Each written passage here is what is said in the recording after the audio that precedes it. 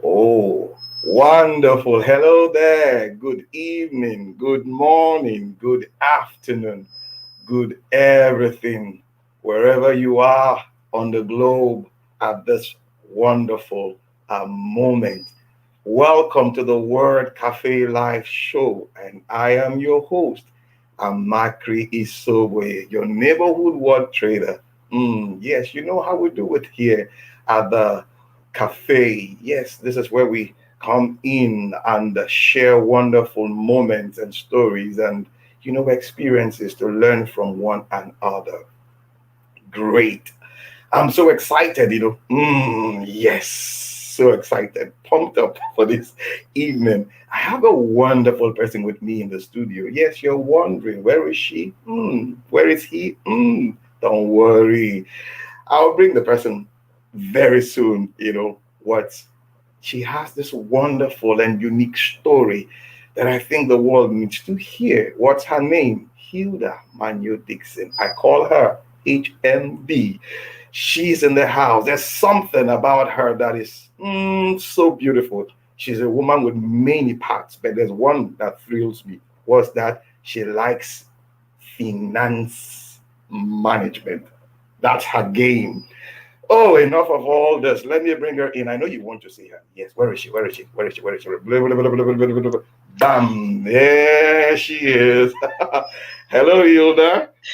Hello, Abakri. Good evening and welcome and welcome. Welcome Thank to you. Thank you. the Word Cafe live show. How are you doing today? I'm very well, thank you. How are you? I'm okay. I'm good. I can see. Would I say you're working from home or you're smart working? What word do we use for that Uh, now? Working from home. Well, that is what COVID has done to us. And my, you're welcome. So, how's it been for Thank you very you? much. How's it been for you working from home? As in, how's it been for you? Oof. It started off like a welcome development. Then at some point it got a little bit tricky because it appeared there were no boundaries. So Okay. you could walk right through to the morning without even realizing that, hey, you should be catching, you should be Some resting rest. or doing something. Yes. All The right. bosses Oh, equally knew that we had it all. We had every equipment back at home. So they could call you at any mhm, time. mhm, Then, so at mhm. that point, we started wishing maybe we should be back at work, leaving our laptops, and having a life after work. But Yeah, it's been up, down, up, down. But generally, I'll say we've settled into the new normal and we're the new fine. normal, and we're Yeah. good. So before we take this journey, the next step. Who is Hilda Manyo Dixon? Who is she? Okay. So Hilda Manyo DICKSON is the lady you see on the screen right now. Are you here talking over? Mm-hmm. Yeah. Okay. So basically, I'm a finance professional. I've been in that field for about 23 years. I started off my career in the banking industry where I put in about 6 years before I moved into the oil and gas industry. Yes, I'm a chartered accountant, but I'm not the debit credit reporting type. Some people love financial accounting. I just love Yeah. managing the money, right? So I'm Yeah. very passionate about management accounting, reporting to senior management for, proper decision making and all of that. So that's how I I'll say I earn my living, right? But on the Right. other side, I'm very passionate about personal finances, and I would think it's probably certain experiences, that I went through, in life that got Okay. me. But I'm All just right. so passionate. So based on that, I hinge on that passion to educate Okay. people generally on how to manage their finances, live life on their own terms, and all of that. More like cutting your coat according to not necessarily your size, but your material, But just but your having material. people stay conscious about, Yeah. Mm-hmm. living, balancing the contentment with the desire and not just being blown away by everything or every distraction that comes around. So that's about me on the finance side. I'm married to a lovely gentleman. I have three Mm-hmm. children, and there have been several stories around me, and on the other side as well, I'm a Mm. certified John Maxwell speaker and coach. Mm. And I think I can call myself an author, right? Though my book isn't Yeah. out there, right? Yeah. So let me just call Mm-hmm. myself an author. Author. You are Yeah. So you that's are me you in a are not nutshell. you are an authority because you have authored so many things, even if we've not seen them. Yeah. No, but now, looking at everything you've laid on the table, the cards you put on the table, you're somebody with so many sides, but you keep, when you were talking, you kept this, should I say, focus on personal finance. Is that a revelation you got in there? Would you want to share that with us, as in why personal finance? Okay. So, I started off life in a very, very cozy environment. My Hmm. dad used to work in the oil and gas industry. So, for those that are familiar with Port Harcourt, we used to live in Shell Camp, right? So, Hmm. everything, there was no shouting NEPA, we all had it all together. you You know, you you you had that you you false, were you were living in the European quarters, as you they refer get, to it. so you had that false sense of security, Hmm. everything, you Yeah. really don't know what's happening out there. Mm. But down the road, at some point, my dad decided, you know what, I'm done with this. I want to start off my own business. So yes, he resigned. We moved on. Everything was still going on, also cool. Leveraging on where we were coming from, doing well. Then sometime just about when I got into the university. In fact, the same year I got into the university, that same year, my mom and dad had some personal issues. And you know what? I just did not want to take sides, Mm. and I was like, hey, there has to be a way around this. While the adults are sorting out their own things, and at this time, I remember the government was owing my dad so much, so it was just, you just see things staring in your face, couple of things just changing direction. And that was when I recall, I just went back memory lane, because as a secondary school student, each time I was on vacation, I was either learning how to sew or learning how to cook. I know now we do a lot of coding and stuff, but we were Hmm. doing the we were doing the handwork, right? The So that the was it. manual work. The other world, yeah. So when this happened, I decided, you know what? Why don't you just go back and develop one of those skills? I know the universities, they were so kind to us. There was an ASU strike, 3 months straight. So You call rather than you sit call at that you call that kindness. well, in life, when you have to try really Yeah. hard, but you just have to Hmm. try to make the best out of the worst situation, I agree. I because agree. Yeah. yeah. So with that, I went back into sewing, and I realized then that, hey, many people loved t-shirts, right? But they couldn't afford t-shirts, especially I know now almost everybody travels out of the country, but Hmm. I would still not say almost everybody, if you know where I'm coming from. But I then do. so many people desired it, but they didn't have it. And it was one of the easiest things to make. All I just did was carve out, start my own designs there. And before I knew it, others were coming. People would order, oh, I need a dozen in my shop. So it just gave me that, I could easily fill in that gap, take care Yeah. of myself, So at that age, right there, I was already making enough money to sustain myself. I didn't need to ask anybody Oh. for money to go to school, So I was just so passionate about it. So getting older, having friends, life happens to them, maybe they lose a loved one, they're sick, or marital issues between the husband and the wife. You Hmm. see people looking also helpless, or some people are just coming out of the university, there are no jobs. You just find them stressed out. So I guess I was more like, maybe because of the experiences I had earlier on, I was drawn towards such cases. I was just so Okay. interested in educating people, empowering them, trying to let them know, Mm, because I realized a lot of people go through a lot. They want to wear the designers, they want to live the life, they want to actually mhm, just dress up to please people. Meanwhile, behind all of mm. that, they are going through a lot. So I guess it was just that cry from within, based on my own experiences, that I was just so drawn to that topic. And I just keep on sharing whenever I have an opportunity to just encourage people to say, yes, you can still live life on your own terms, just with a little discipline, consistency here and there. So that's probably why the personal finance is what's stressed out there. I can imagine. There's nothing like dictating things as in your terms. I can wake up when I want to wake up. I can do this when I want to do this. But the truth is, all of this, I can do this, largely is dependent on what is in your pocket. As in, do you have that money? Do you have that finance, or do you have that capital? Do you have that resource to like live that life on your terms? And the truth is, from what you just said now, you discovered it early.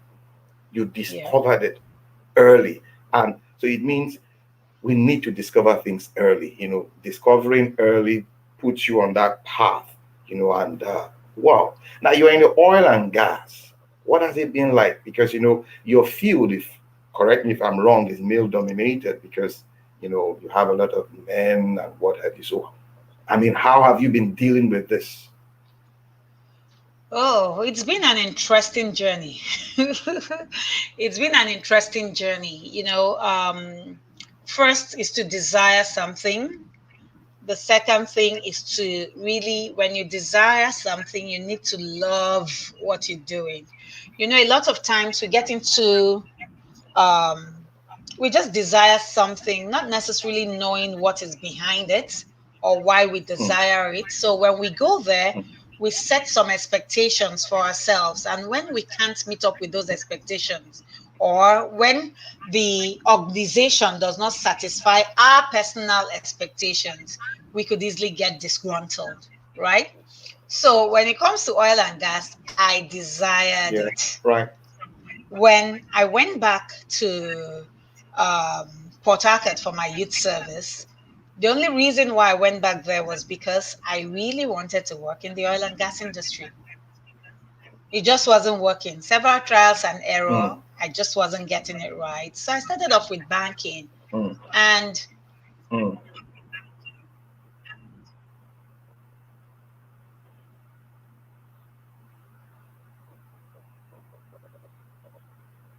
Hello, Hilda. I would Hello, say Hilda. it was that foundation. Yeah, I lost you for a bit. Okay. Yeah. Okay, Are you we're still back. there? All right. Okay. Very much. So banking gave me that found. Can you hear me? Clear. Go ahead, Crystal. I can hear you. Okay. So banking gave me that foundation. It was a tough place in the sense that I was in operations. Then the internet, was so epileptic. The networks, we were using the satellites at some point. So most times we would Mm, start at about 4, 5 p.m. work starts. And we're running till pretty late. At times we're on till about 11 p.m. So I would say I had built the resilience already from the banking mm, industry. And since mm, I mean it was a good training ground for me. So coming from the banking industry into the oil industry, it was easier for me to manage my expectations. So it was a case, it was more like I was being delivered. Do you understand? So when I yeah. got into the oil industry and I saw all the different what would I call it? I don't The want to use organizational politics. politics. The organizational Yeah, politics. Yeah. Call it. organizational Call it. politics. call I it should call as it it what it is. is, Go ahead. right? Yeah. Yeah. Don't give it So another when I name. saw Just call all it. of that, when I saw all of that, I was like, well, this is not going to define me. I already know Hmm. who I am.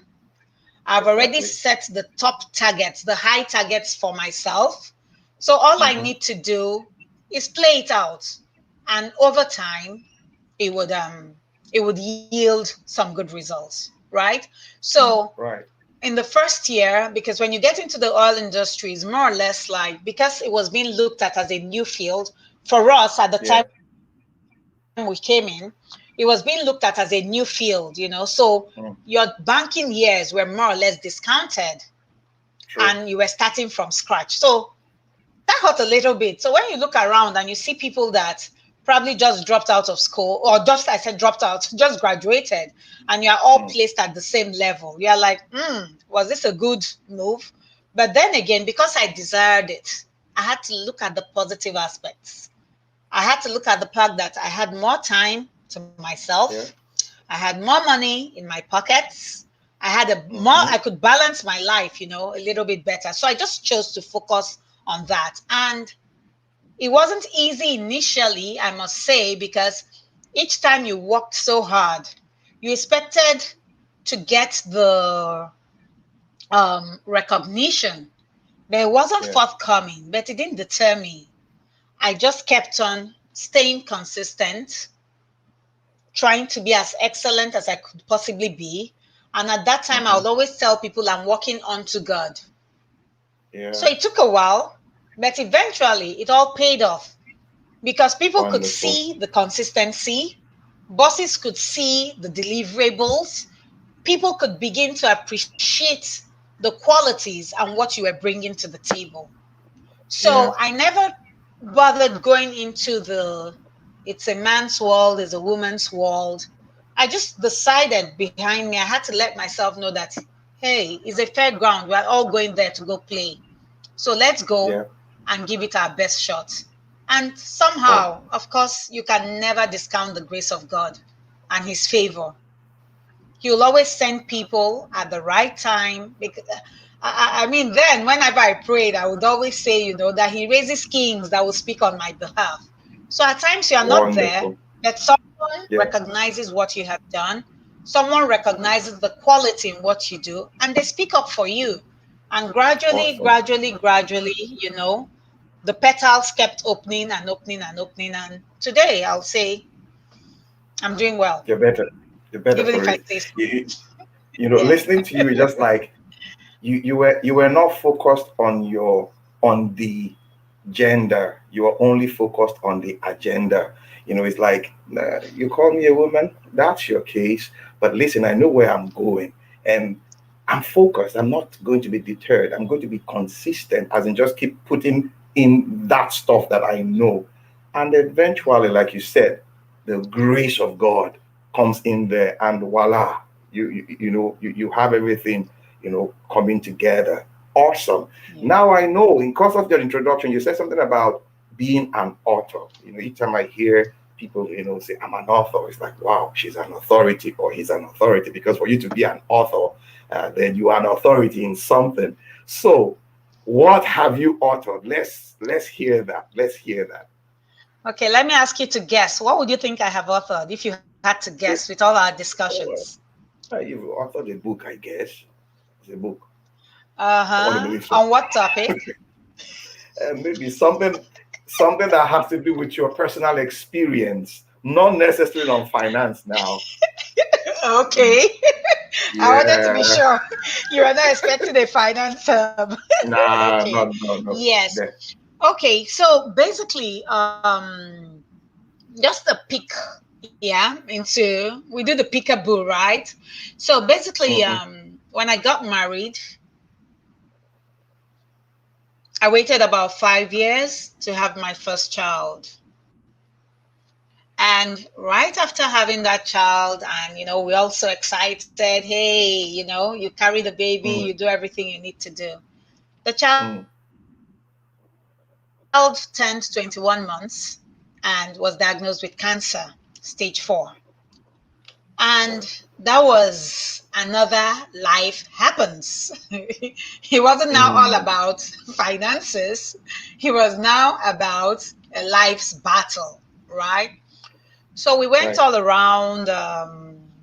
Yeah, we tried to walk around here a little bit here in Nigeria to actually get the diagnosis. That wasn't just Right. forthcoming. So Mm. we took a step out, went out of the country, and behold, that was when we knew that yes, we were dealing with something bigger than what we had. And while going through that journey, it was so difficult to get some form of good news. It was Mm. all gloom, gloom, gloom. And even when I tried to join a support group, it gave me nightmares because the reports I got from the support group, maybe each time you hear, oh, an angel, oh, an angel. So what that means is that child has gone, that child has gone. So I had to actually take myself off that group because it was, I went in there with a lot of faith, trusting God, Yeah. Yeah. yeah, because even if I backtrack a little bit, when I had my daughter, just before I even took in for my daughter, the doctor had told us it was impossible to have a child naturally. So when, without any assistance whatsoever, I was able to take in, I was like, wow. So when the baby eventually came and I was asked to name the baby because my husband gave her her first name, I was to choose the second name. I chose Onsuyemiye. And what that name means is a Ghanaian name which I borrowed from my sister-in-law. It means Okay. nothing is impossible with God. So Mm. I picked up that name and I ran with Onsuyemiye, and I have been running with Onsuyemiye. So back to the hospital, I had to tell everyone, you know what? Please call her Onsuyemiye. Of course, they couldn't pronounce her name, so they said, okay, they needed a short form.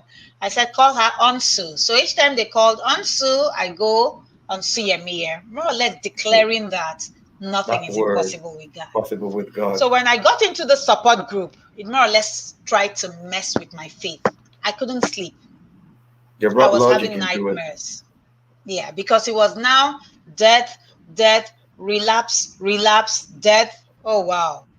So it was at that point I made a vow to God. I said, if you could take me through this journey and bring me out on the other side victorious, which I know you would do and which I know you can always do, Yeah. then I would write a book to share the story and encourage that person out there that might equally be looking for hope, Mm. inspiration, encouragement, and light, even in that darkest situation. So that was what sent me into the authoring mode, the authority mode. So, yes, Yes. my book is really about the trials of infertility and my journey with my daughter as she battled childhood cancer. There's something so wonderful with your story. Looking at it from the personal finance to this very moment declaring that word. It's like you just had this experience from the very beginning about who God is to you. And there's nothing you will tell me that will change who God is to me. Not minding the challenges I'm facing today or whatever. I know who He is to me. So it's like, whose report will you believe? So please, Exactly. don't tell me otherwise. I will believe in Him. With Him, nothing is impossible. Awesome Totally. story. Awesome story. I can relate with that very well because growing up, I've said this over and over again. Those people who grew up around me, they know this. Something similar to your story. When I was born whole, my legs, everything. You know, but children for who they are. We play around and all that. And I got myself injured, and I hid it from my mom and my parents. I didn't tell them.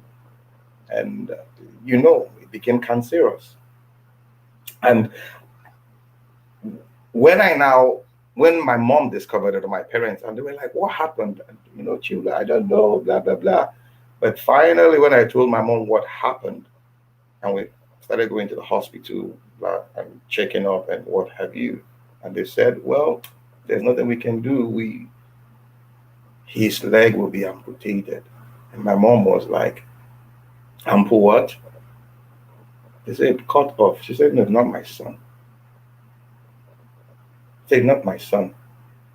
When I gave back to him, he didn't tell me, God didn't tell me he will have this. It will be amputated. No. So, and they just like, "Oh, madam, that." She said, "No." And she started praying. That was all she knew to do. As in, my mom is late, she's asleep, So she kept praying, yes, applying medicine here and there. But at that age, I can still remember her prayers vividly. I could, I can feel it each time I go back there. So your story just took me back there now. And today I'm walking with my two legs because Glory. one woman said, I don't know what you are talking about. God did not tell me this. This is what he told me. Onshu, please take that again for me. Onshu Yemiye. Ansuyemiye. Ansuyamiye. I'm sure if a Onshu Ghanaian hears, they'll say, hey, don't bother Yo, her name. hey, no matter. Wonderful. So when are we expecting this book? When are we expecting it? Okay. One thing for certain is we're looking at launching the book, at least having the pre-launch and Yeah, the webinars as well by in September. In September. September. So Awesome. September 12th, the child involved would actually be turning 15. So as a way Mm-hmm. of giving back as well to God, we must do something on that day. So it's either we're going to have the pre-launch or the pre-order starts on that day. So Awesome. yes, September. Awesome. Yeah. Awesome. Guys, we've been talking with Hilda Manyo DICKSON, HMD, as I HMD. call her. Yes, you know, I mean, no dull moments with her. Now, there's something you need to tell us. There's something you need to tell us. The first time I heard HMD speak, she presented this awesome speech. I was blown away. Yes, Oh yes. wow. Where did you learn how to construct like that? Please, you need to tell us. Where did you learn to do that? Let me start by saying, oh, thank you, thank you, thank you. Yeah, but okay. So somehow, right? Right. I've always, even as a young child, I always struggled. We had a show then, Junior Opinion, Children's Variety.